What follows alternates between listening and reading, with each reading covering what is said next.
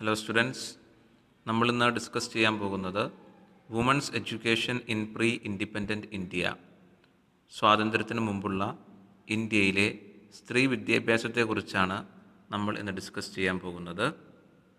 In ancient India, women were held in high respect. Our ancient literature reveals that women in India enjoyed equal right with men in educational, social and political field. Ancient ഇന്ത്യയിൽ, അതായത് പ്രാചീന ഭാരതത്തിൽ, പ്രാചീന ഭാരതം കൊണ്ട് ഉദ്ദേശിക്കുന്നത് 2600 BC കാലഘട്ടമാണ്. ഹാരപ്പ, മോഹൻജുദാരോ തുടങ്ങിയ കാലഘട്ടങ്ങളാണ് പ്രാചീന ഭാരതം കൊണ്ട് ഉദ്ദേശിക്കുന്നത്. ഈ ഒരു ഏൻഷ്യൻ ഇന്ത്യയിൽ സ്ത്രീകൾക്ക് ഹൈ റെസ്പെക്റ്റ് നൽകിയിരുന്നു. അവർ ഏൻഷ്യൻ ലിറ്ററേച്ചർ വ്യക്തമാക്കുന്നത് സ്ത്രീകൾക്ക് എഡ്യൂക്കേഷണൽ, സോഷ്യൽ ആൻഡ് പൊളിറ്റിക്കൽ ഫീൽഡിൽ പുരുഷന്മാരോട് തുല്യമായ അവകാശങ്ങൾ നൽകിയിരുന്നു എന്നാണ്. The decline in women education began with the post-Vedic age.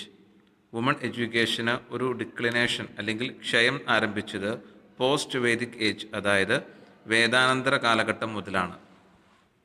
The superstitious belief that girls were unable to pronounce the Vedas correctly accelerated the speed of this decline. പെൺകുട്ടികൾക്ക് വേദങ്ങൾ ശരിയായി pronounce ചെയ്യാൻ ശേഷിയില്ല എന്ന അന്ധവിശ്വാസം ഈ ഡിക്ലൈൻ്റെ ആഴം കൂട്ടി. Social evils like child marriage also deprived girls of their right to receive education. Child marriage പോലുള്ള സോഷ്യൽ ഈവിൾസ്, അതായത് സാമൂഹിക തിന്മകൾ, പെൺകുട്ടികൾക്ക് എഡ്യൂക്കേഷൻ നേടാനുള്ള റൈറ്റിനെ നിഷേധിക്കാൻ കാരണമായി. There was some encouragement for the education of the girls during the Buddhist period, especially with the starting of the viharas. അതായത് ബുദ്ധമതക്കാലത്ത്, പ്രത്യേകിച്ച് ബുദ്ധവിഹാരങ്ങളുടെ സ്ഥാപനത്തോടെ പെൺകുട്ടികളുടെ എഡ്യൂക്കേഷന് അല്പം എൻകറേജ്മെൻറ്റ് ഉണ്ടായി. The Buddhist bhikshus and bhikshukis were on equal footing. There were bhikshukis who excelled themselves in scholarship and teaching profession.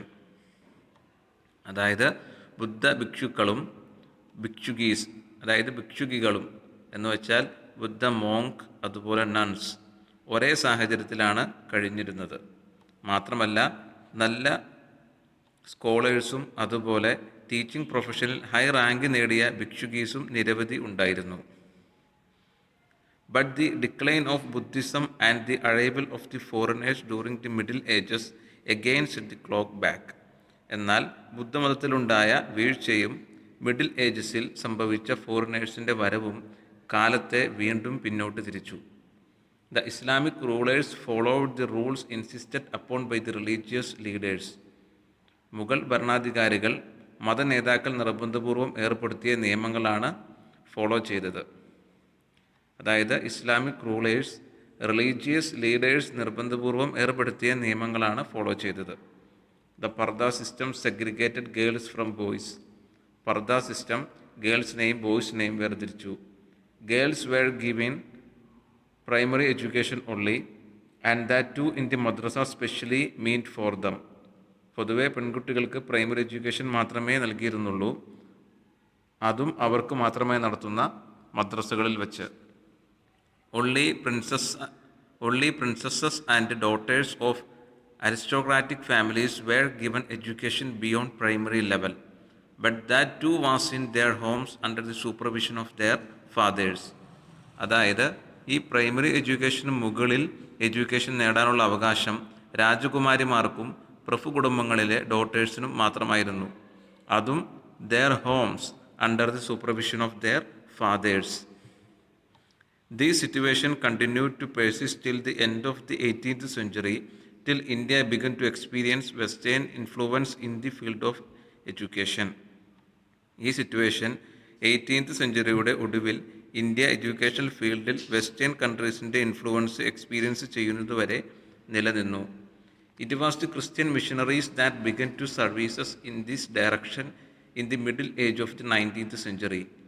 19th സെഞ്ച്വറിയുടെ middle ആയതോടെ Christian മിഷണറീസാണ് ഇതിൽ, അതായത് എഡ്യൂക്കേഷണൽ ഫീൽഡിൽ, വുമൺ എഡ്യൂക്കേഷൻ ഫീൽഡിൽ സർവീസ് നൽകി തുടങ്ങിയത്.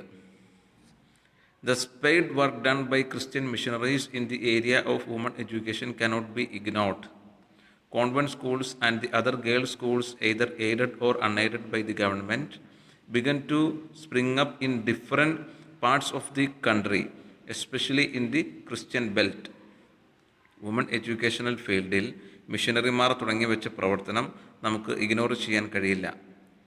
വുമൺ എഡ്യൂക്കേഷനായുള്ള കോൺവെൻറ്റ് സ്കൂളുകളും മറ്റു ഗേൾസ് സ്കൂളുകളും എയ്ഡഡ് അൺഎയ്ഡഡ് രീതിയിൽ രാജ്യത്തിൻ്റെ ഡിഫറെൻറ്റ് പാർട്സിൽ വ്യാപിച്ചു. കോൺവെൻറ്റ് സ്കൂളുകളും മറ്റു ഗേൾസ് സ്കൂളുകളും എയ്ഡഡ് അൺഎയ്ഡഡ് രീതിയിൽ രാജ്യത്തിൻ്റെ ഡിഫറെൻറ്റ് പാർട്സിൽ വ്യാപിച്ചു.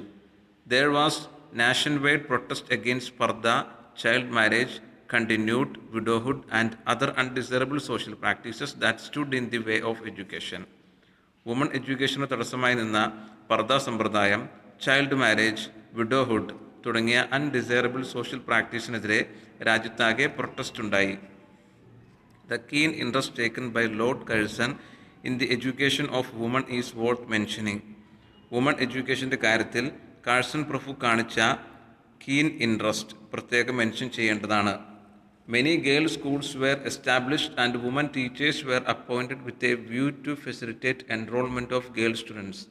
നിരവധി ഗേൾസ് സ്കൂളുകൾ ആരംഭിക്കുകയും അവയിൽ വുമൺ ടീച്ചേഴ്സിനെ അപ്പോയിൻറ്റ് ചെയ്യുകയും ഗേൾ സ്റ്റുഡൻസിൻ്റെ എൻറോൾമെൻറ്റിന് കാരണമായി. നിരവധി ഗേൾസ് സ്കൂളുകൾ ആരംഭിക്കുകയും അവയിൽ വുമൺ ടീച്ചേഴ്സിനെ അപ്പോയിൻറ്റ് ചെയ്തതും ഗേൾസ് സ്റ്റുഡൻസിൻ്റെ എൻറോൾമെൻറ്റിന് കാരണമായി. Special grand was made available for girls educational institutions. Such attempt made in both the public and private sectors prompted a great awakening in the field of women education. Girls educational ഇൻസ്റ്റിറ്റ്യൂഷന് special grant നൽകി പോന്നു.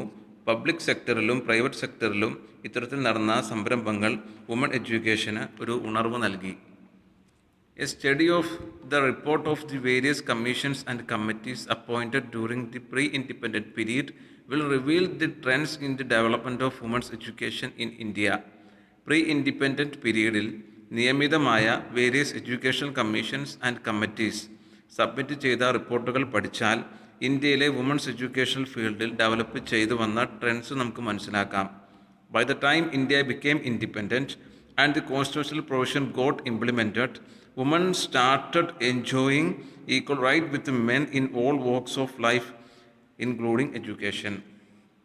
India സ്വതന്ത്രമായി കഴിഞ്ഞ് constitutional provisions നടപ്പാക്കാൻ തുടങ്ങിയതോടെ women's education ഉൾപ്പെടെയുള്ള എല്ലാ life സോണിലും മെൻസിന് തുല്യമായ അവകാശങ്ങൾ ലഭിച്ചു തുടങ്ങി. Okay, thank you.